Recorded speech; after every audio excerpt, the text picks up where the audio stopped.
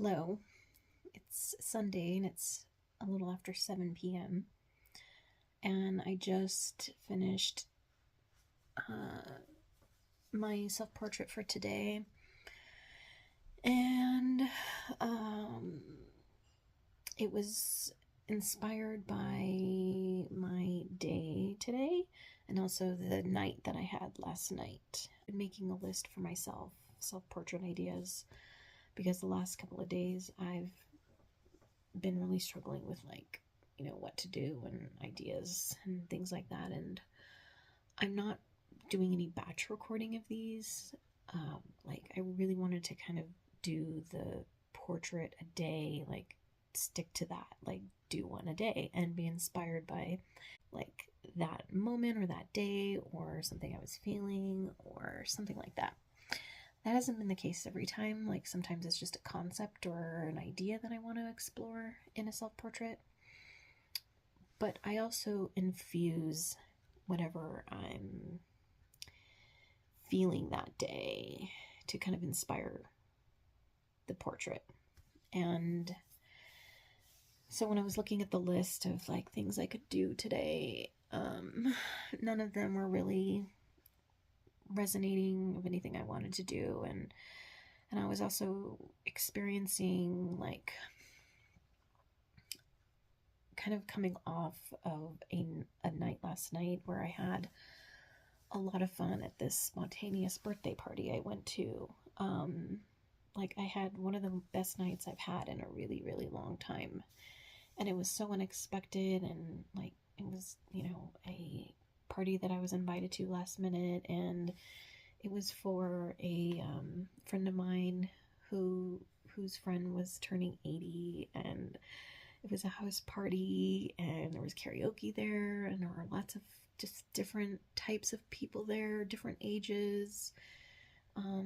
It was one of the coolest parties I've been to in a while, and had a great time. Ended up singing karaoke, which I never really do. Really, I'm not really a fan of karaoke. I tend to leave places where there's karaoke going on. I sang karaoke once in college, didn't really enjoy it. And so the fact that I got up last night and sang several songs, and hard songs, by the way, not easy ones. I sang Fancy, Reba McEntire. Come on. What am I thinking? I sang Maroon 5, Girls Like You, the Cardi B version, which has some rapping at the end. It was nuts. The songs I chose were not easy, and I don't practice this stuff. I don't sing. And so it was really fun, and it was great to be seen by people in that way. I appreciate the lovely compliments that I got last night. And so, I was out pretty late and slept in quite a bit, almost past noon. And I've been kind of basking in the feelings from that party last night. But as that was starting to wear off, and I was feeling more and more the realities of life, because that party felt like a nice escape in a way, to this magical place where all these fun characters lived. And then coming back home, and I don't want this to sound my home life is dreadful by any means, because it's not. I was starting to feel just the realities of where our country is right now, being in the US, and the doom of that was starting to kind of seep back into my thoughts. And then my wife has just been, she has chronic conditions and autoimmune stuff, and if you or anyone deals with that, she has EDS, and if you know anyone who has that, or who has that, that it's just very layered, very complicated, and it's a challenging thing to navigate. And as someone who's in the supporting role, of someone who is experiencing that, it's really tough, you know? And so we've had a few like rough weeks with that, and experiencing a little bit of like caregiver fatigue.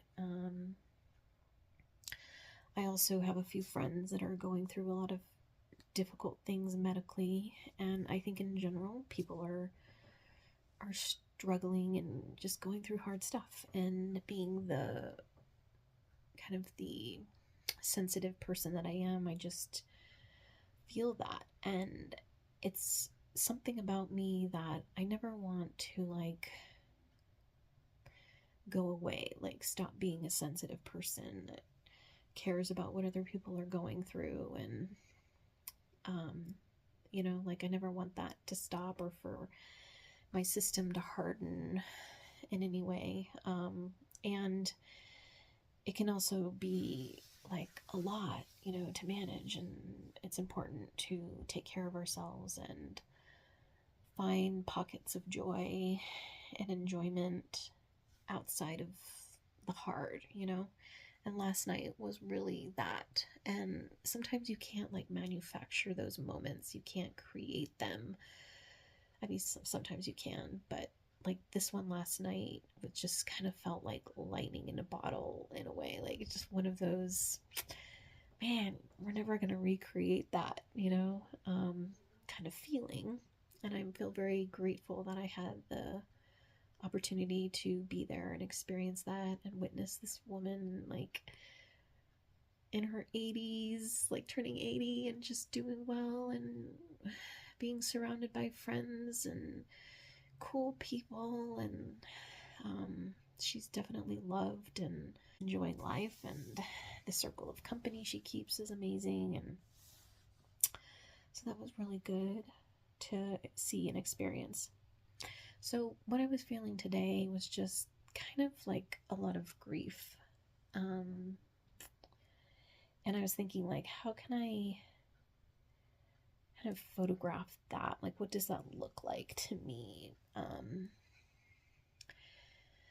Because sometimes grief doesn't always look like dark images, sad looking people. I don't know. There's lots of, it can look like those things. And but I was like, what specifically am I feeling in this moment? Like how could I capture that? And sometimes that seems like kind of a daunting task, like how to capture that. But I was like, okay, let me just attempt. If I were to attempt this, how would I approach this? So I was looking at our bay window downstairs that had the curtain panels, and I decided that's where I wanted to like stage the portrait. And then there was also this vase of two little flowers in it. One that was starting to kind of turn, and another one that was like a red rose that was kind of, its leaves were already crispy, but not like falling off the bud. And so that particular image captured a little bit of grief and like the impermanence of life and situations and circumstances, and how things like decay, linger, like different feelings linger for a bit and then they kind of dissipate. So I wanted to stay in what I was wearing today, like my pajamas. So I stayed in that. And I wanted to play with like double exposures, so multiple exposures, which is essentially images layered on top of each other. You can do that in camera or you can do it in post, and I wanted to do it in camera. So I took photos of myself in between like the different panels. Sometimes I was holding the vase of flowers that I just described. Sometimes I was sitting like in a chair. Anyway, I'm going to show you the images that came from this. I'm not super experienced in the double exposure. This is like my second time attempting them. And I kind of fumbled around with this for a while. So I ended up with 3 images that I like and that I think are the closest to what I was trying to capture. So I'm going to show those to you now.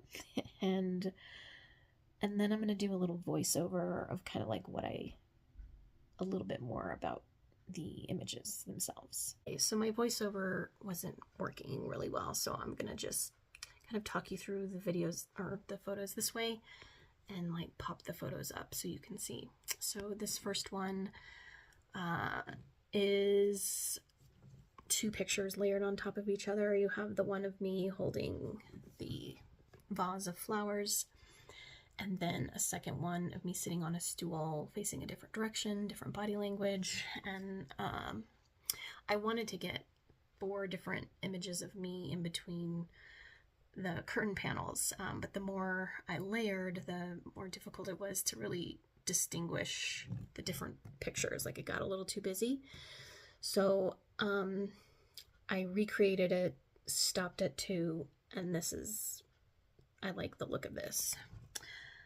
The second one is kind of an example of what it looks like when things get too layered, but I still like the look of this. You can see me all the way off on the left side of the picture, like my head is kind of covered by the curtain panel, and then you've got an empty stool there, and then you've got a floating rose, and then another of me in a chair, and there's a lot going on, but I kind of like the look of it and the layered pieces in there.